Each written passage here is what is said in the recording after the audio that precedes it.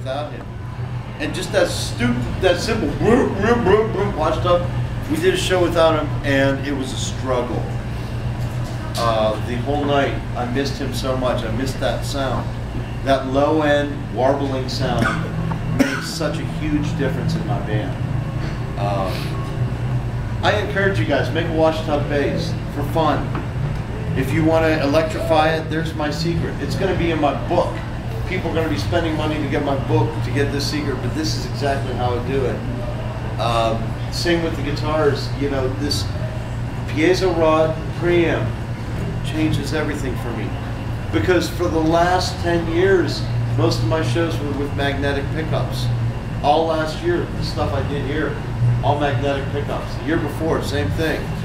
Now that I have this set up, we do more acoustic shows, and away from high-rise stages like this, when we're in a bar, when we're in a rowdy bar doing an unplugged set with the acoustic stuff, the nuances just come out in the band, and we're able to take things so quiet. And then once I get quieter, then the audience starts doing this, and they start leaning in. And when the audience leans in, you know you got it. And you start playing a few leads where you're in. You know, I'm known for bashing. I'm known for, but once you start playing the leads where everybody starts coming in, then you own that audience. You own them, and once you own them, you've got a fan for life. So I can't say enough about a cigar box guitar. I don't care how crudely it's made, and mine are extremely crude. I'm looking at all the entries here, and I have the shittiest guitars out of everyone. I know this. Even though they're crude, with the right pickup setup, it makes magic. This has changed how the band does shows now, and we'll do certain shows that are just acoustic like that. And trust me, it's nothing like last night. Last night was too loud and too much of a struggle, and that's again why I had to sit down to look to connect with you guys. If I'm not connecting with the audience, it's a hard thing to do. But now it's given me a new life musically to go back to the acoustic stuff, and it's like, what songs can I write to go along with this sound? What songs can I cover to go along with this sound? What things can I do in concert to entertain the audience that goes along with this acoustic sound? So that's the one thing I wanted to show you guys. I'm here to answer questions as well. We got new builders, we got seasoned builders. I do want to open the floor right now to questions, and I can get into simple ideas of how I build guitars. Oh, I'm going to give you one other quick secret. Everybody asks me about one thing. This string tree right here. CB Giddy doesn't sell these. Hopefully he finally gets them eventually, but I've been putting these on there. Whenever you have a headstock that doesn't have a back bow to it, the strings need to be pulled down to hold against the bridge. I've used screws before with the head of the screw holding it down, but I found these. It was Daddy Mojo that gave me this secret. I'm going to give you this secret now. What this is a string tree for a Floyd Rose setup guitar. Go on eBay. Floyd Rose string tree. You get them from China. They take a month to get here. I get them by the dozen. And if you notice, this is pretty much the width of the neck. They're actually longer than that. I take them and I grind them down on my belt sander to get the width right. But that is a Floyd Rose style string tree. And they're cheap and they work great, and you hardly notice it. I bought a couple of them, but they come with screws that are so short. I can't find a long enough. I end up not making my headstock that deep so that I still work with the short screws. Different finishes? There's black. Yeah, there's black, chrome, and gold. But yeah, there's another secret for you. I keep pushing Giddy to get them in stock, but he's been so busy developing kits for education and things like that, and he's not as much worried about, he goes, there's enough cheap Chinese parts from everywhere else, let's do something original. But there's that little secret, Floyd Rose string tree, and it's from Daddy Mojo. He gave me that idea. Yeah. Could you talk a little bit about scale length and bridge placement and its effect on timbre? Sure, scale length.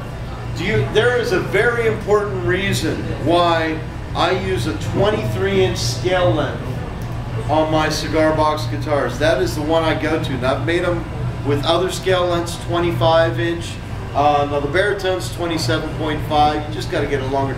There's a very important reason I have 23 inches as my scale length.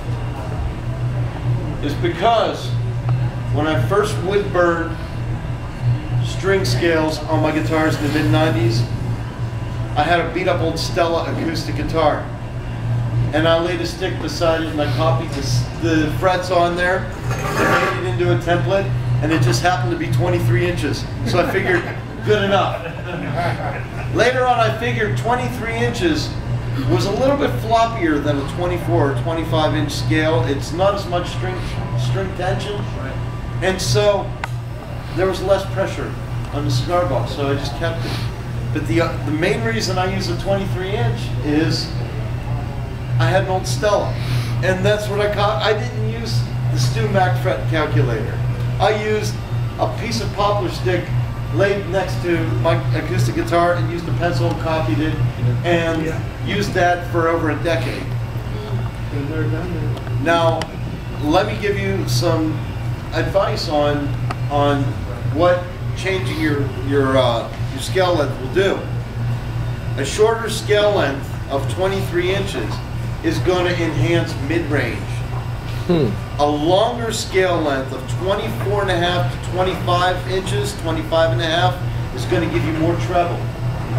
It's going to give you more high end because the strings are tighter and they are going to project more treble coming out. So if you want a guitar that's a little more sparkly, a little more Rickenbacker style, go for a 25.5 inch scale length. If you want to get that nuanced with everything.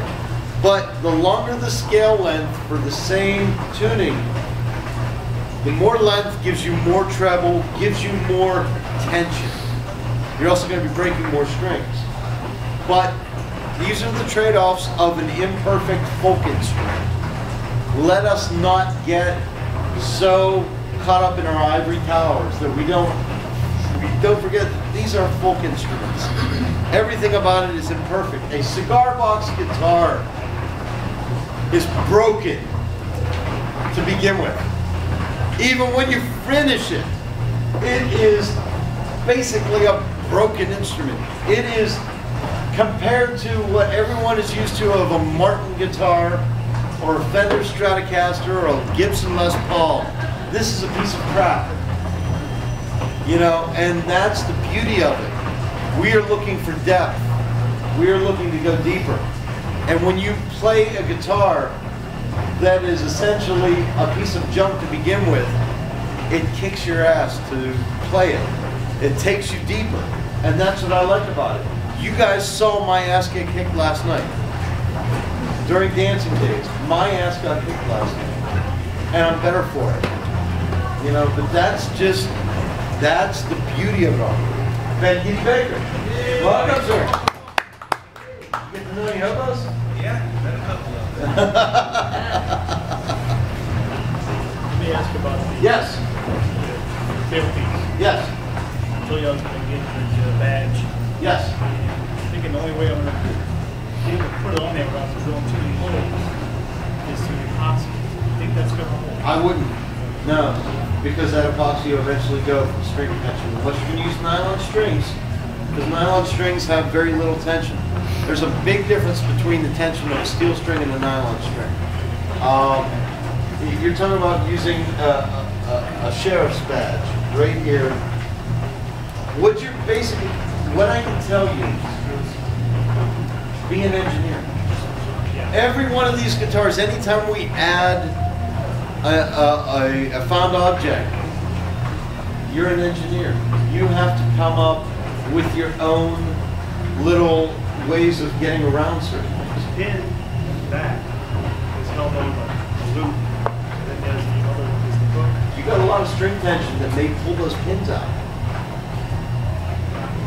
Even that loop that's soldered on. Yes, yes, because you have, Rob would know. So what you're saying is 3-string open G guitar, how much string tension? Just enough. depends on the gauge of the string. See, this man would know. You probably know how many pounds of string tension you'd probably be looking at. There's so many calculations. There's actually charts. If you go online, they actually have charts for each string gauge and scale length. It'll just boom, boom. I actually have the chart hanging on my wall. I figured you would.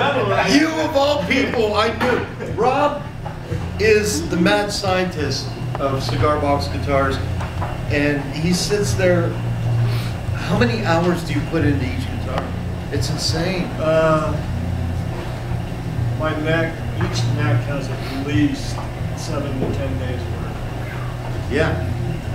Yeah, and that's why I knew saying about string tension. But I don't memorize all those numbers. I got a chart hanging on the wall that I actually download. You can go online and you can download those string tensions by scale, by string gauge. And It's And you think I should just go with the hole, put screws through it? I would have to see it. I